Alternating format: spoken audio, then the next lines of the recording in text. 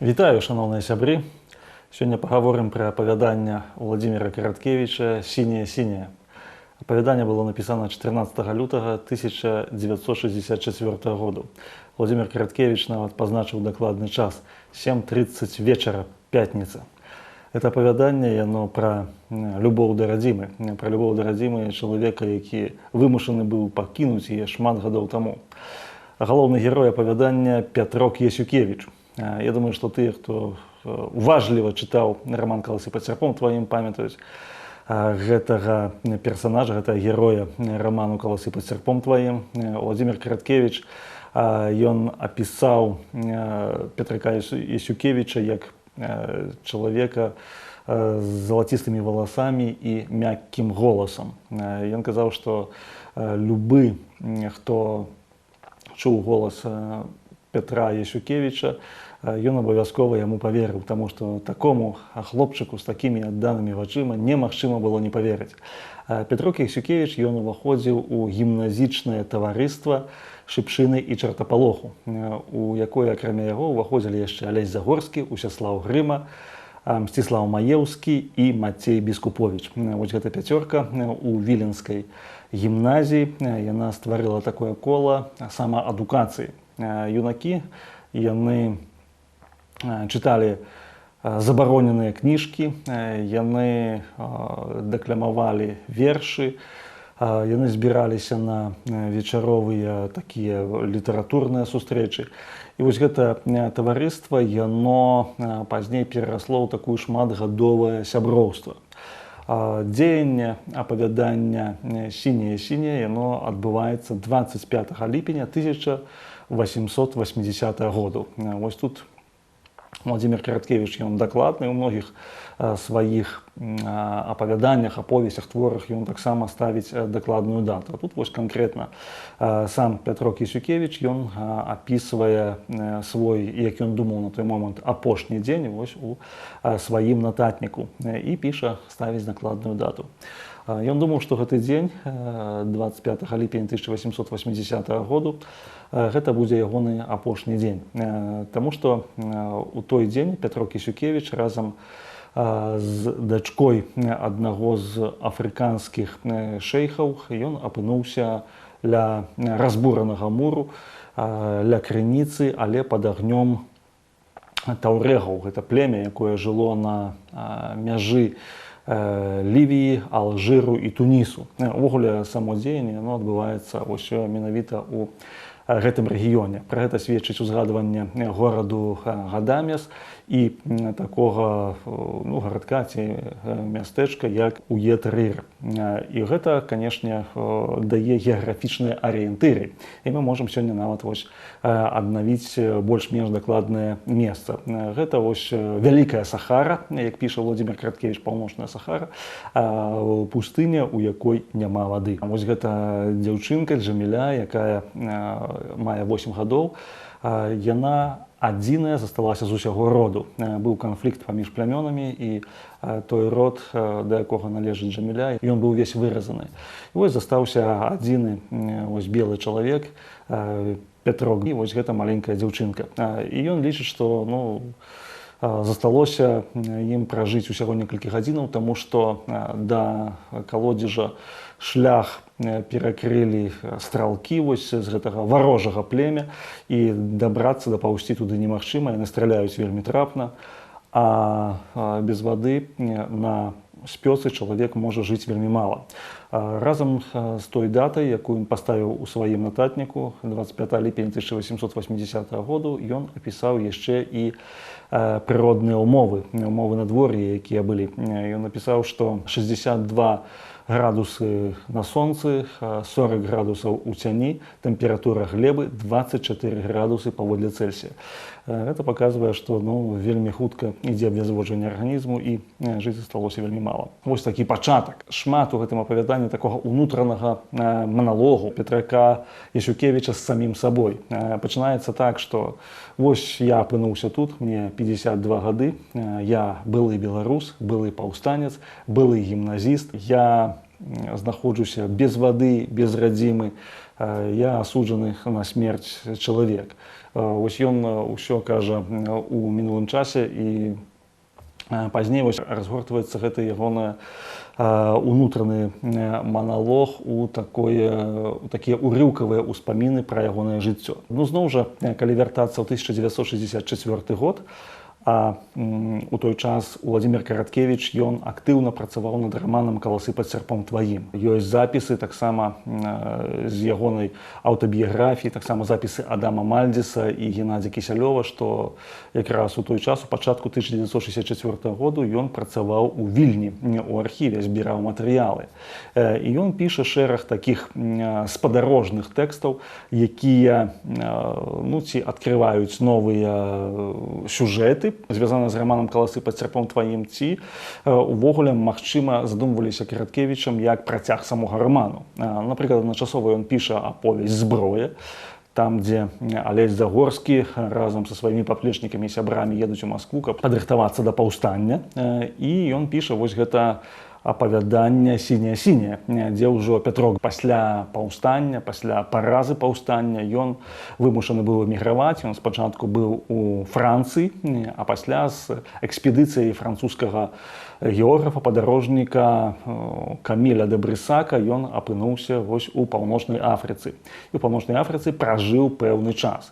Пасля паўстання, як мы бачым з даты, ўжо прайшло 16 гадоў. Гэта ўжо чалавек даволі сталы і даволі такі расчараваны, што ён ніколі не вернецца на радзіму, яму давядзецца памерці ў далёкай Афрыцы. Зноў жа нагадаю, што Уладзімір Караткевіч адначасова піша некалькі тэкстаў, непасрэдна звязаных з раманам «Каласы пад сярпом тваім». У сваіх успамінах Пятрок ён узгадвае паўстанне, ён узгадвае бітву над Дняпром, там, дзе царскія войскі прыціснулі паўстанцаў да ракі, білі артылерыяй, і вельмі шмат паўстанцаў загінула. Мы не ведаем, як яму ўдалося выжыць, мы не ведаем, як яму ўдалося выбрацца адтуль, але відавочна, што гэта адбыўся цуд, праз які ён вырваўся ад царскіх уладаў і апынуўся па-за межамі сваёй радзімы, што вартавала яму жыццё.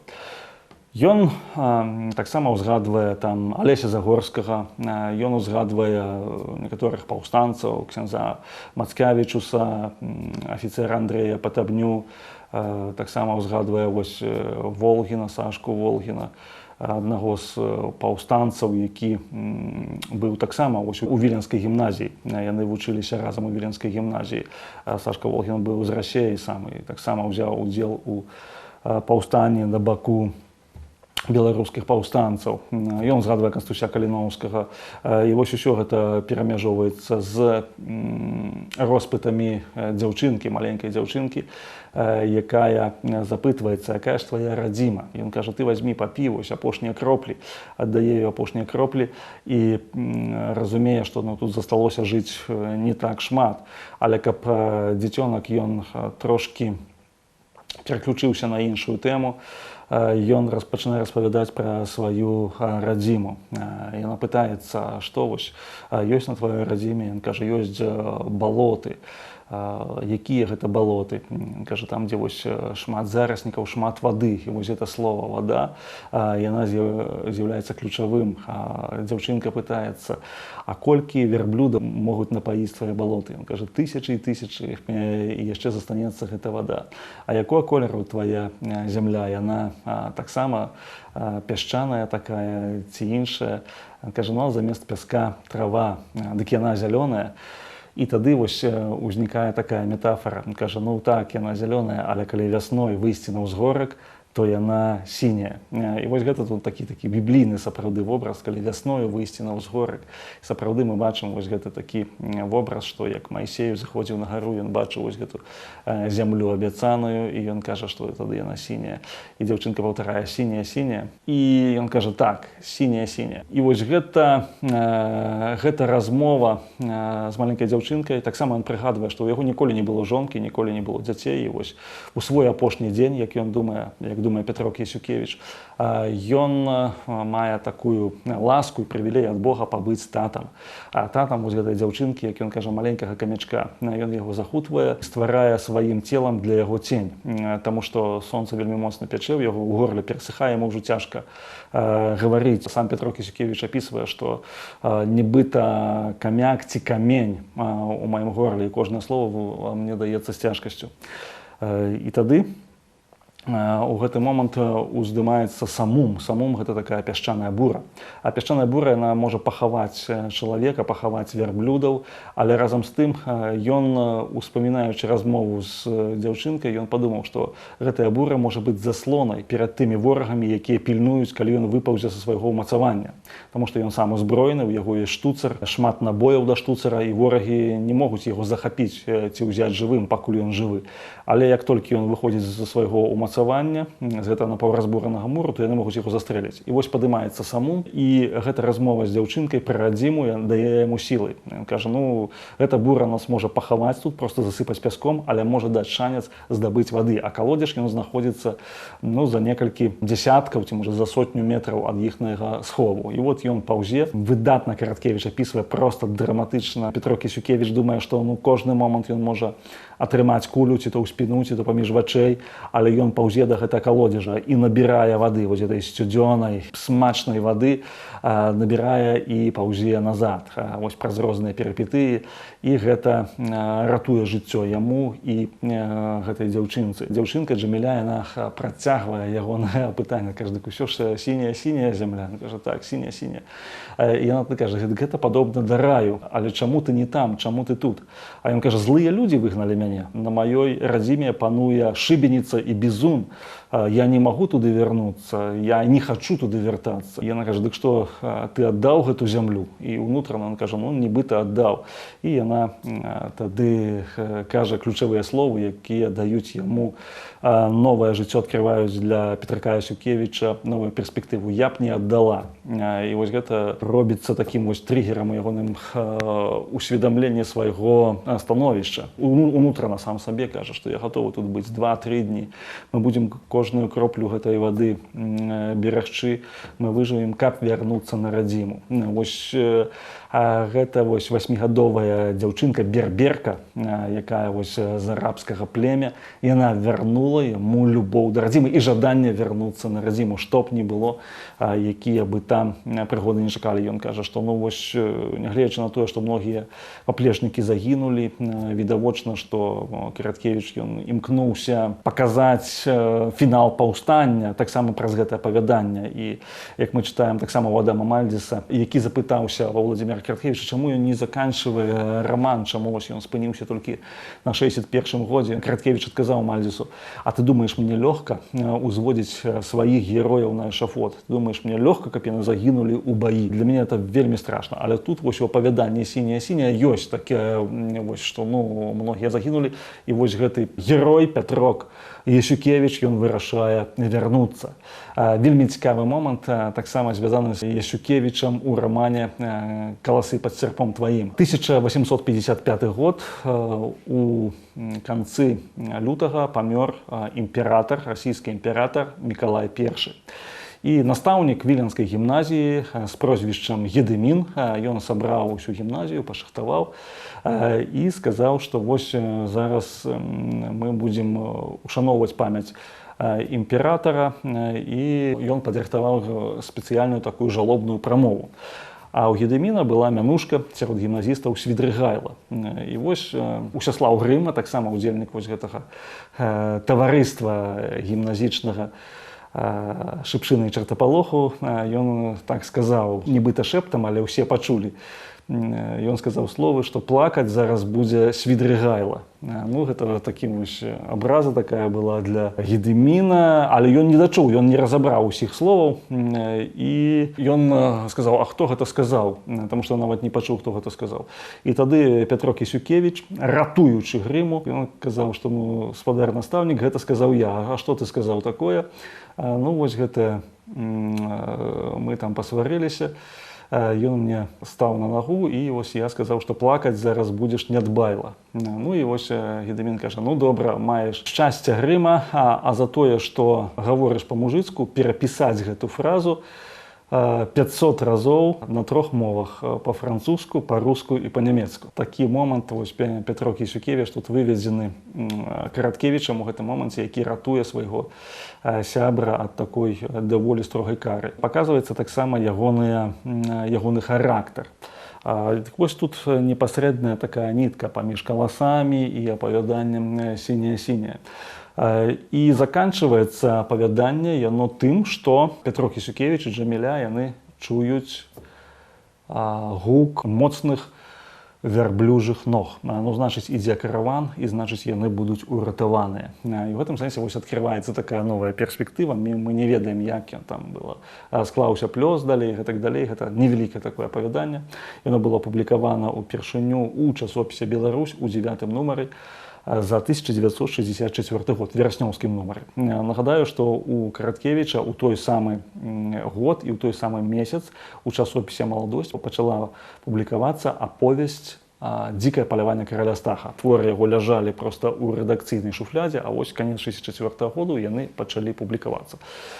І апавяданне «Сіняя-сіняя», канешне, яно вельмі моцнае з эмацыйнага гледзішча і з гледзішча такога, ну, сапраўды дыялогу, унутранага дыялогу пра радзіму, што сапраўды любіць радзіму і разумець яе прыгажосць востра і глыбака можна тады, калі ты сутыкаешься з такімі няпростымі сітуацыямі і далёка ад радзімы. Калі ты ўжо пражыў далёка ад радзімы, калі ёсць вялікая туга па радзіме, то можна успомніць яе прыгажосць. Вось гэту думку Владзімір Караткевіч ён даносіць. І якая б сітуацыя не была на самой радзіме, якія бы не былі там гістарычныя ўмовы. Мы ведаем, што ўмовы пасля паўстання яны былі не самыя лепшыя пасля паўстання 1863-64 гадоў.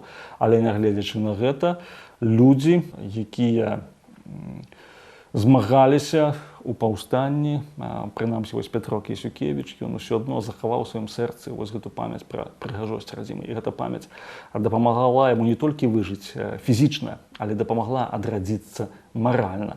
І ў гэтым сэнсе, канешне, зноў жа ідзе такая пераклічка, што вось ёсць толькі адна зямля абяцаная вось з біблійным тэкстам, таму што ёсць зямля абяцаная, якую Бог абяцаў народу. Ён казаў Абрагаму, які вандраваў па пустыні. І зноў жа гэта была пустыня камяністая, і там жыў Ісаак. Ісаак, ён таксама капаў калодзежы, там проста не было вады. Там, дзе ён жыў, ён стварыў вось гэтыя калодзежы, там, дзе Якуб вандраваў. Слова Божае кажа, што я выведу вас з гэтай пустыні і ўвяду ў зямлю абяцаную. І вось апавяданне «Сіняя-сіняя» зноў жа з гэтай пустыні, фізічна проста з Сахары, я выведу, я вярну вас не толькі ў думках, але вярну вас эмацыйна і фізічна, вярну у зямлю абяцаную, прынамсі ў вобразе Петрака Ясюкевіча. Ну, тут у Караткевіча ён, пішучы свае тэксты пра любоў да радзімы, пра Беларусь, у яго ёсць шмат біблійных алюзіяў, хоць ён, безумоўна, нідзе там не цытуе Бібліі ці там не кажа пра тое, што вось я гэта меў на ўвазе, але нават і цытуе Біблію, калі мы бяром раман «Каласы пад серпом тваім», мы ўжо пра гэта гаварылі. Але тут вось у апавяданні «Сіняя-сіняя» гэта выразна, гэта проста выразна, што пустыня, а пасля пустыні ідзе зямля абяцаная. І для того, каб вярнуцца ў зямлю абяцаную, не патрэбна нешта звышнатуральнае, патрэбна проста паглядзець на яе іншымі вачыма. І напрошваецца ідэя вачыма Бога, што Бог паказаў многім сваім прарокам, менавіта зямлю абяцаную, як тое, куды ён увядзе свой народ. І ў гэтым сэнсе, конечно, апавяданне сіняе-сіняе, но моцнае, но такое прафетычнае. Ёсць спектакль, ну, прынамсі, вось быў спектакль, у 2017 годзе Магілёўскі лялечны тэатр паставіў спектакль сіняе-сіняе, яшчэ былі спробы так экранізацыі гэтага апавядання, але яно, ну, наколькі я ведаю, пакуль яшчэ не дайшло да рэчаіснасці, таму што можа быць нават і кінематаграфічны сюжэт гэтага апавядання, такога невялікага па сваім памеры, але вельмі моцнага па сваім сюжэце. Я думаю, што той, хто прачытае ці перачытае, не пашкадуе. Дзякуй за ўвагу.